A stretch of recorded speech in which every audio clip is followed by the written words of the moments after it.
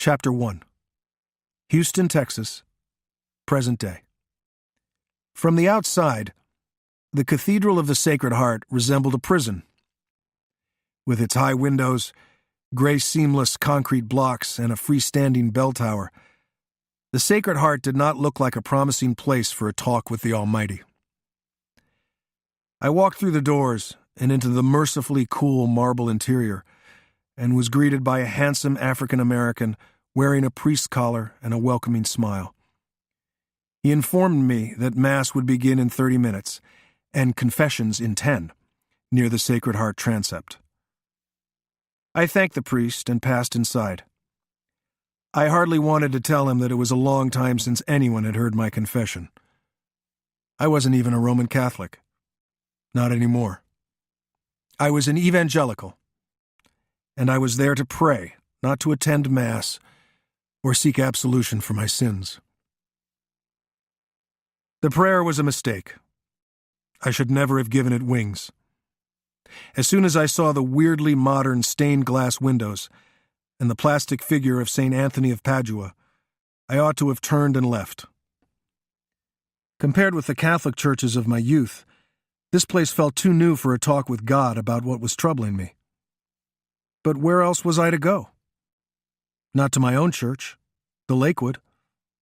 That was a former basketball arena. And among the architectural eyesores that constituted the fourth largest city in the USA, St. Anthony himself would not have found anywhere better than Houston's Catholic Cathedral to come nearer to God.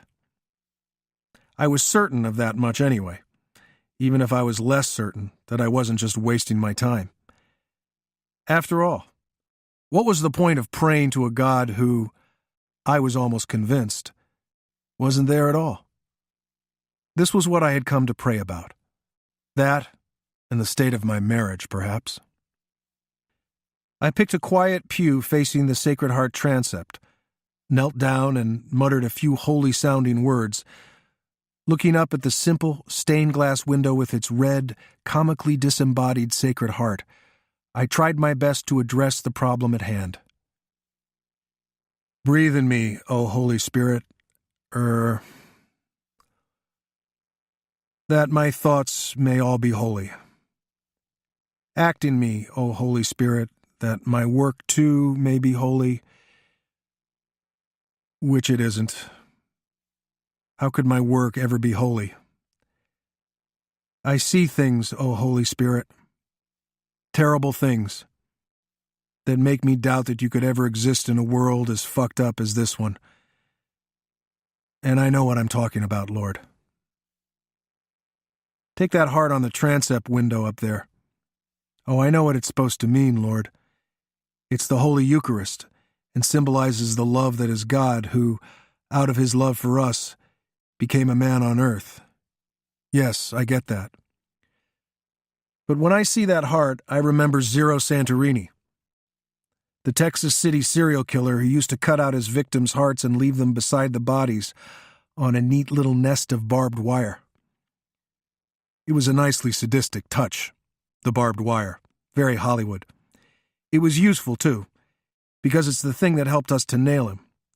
The wire was triple galvanized, 8-inch field fence, and Santorini bought 25 yards of it from Uvalco Supply in San Antonio.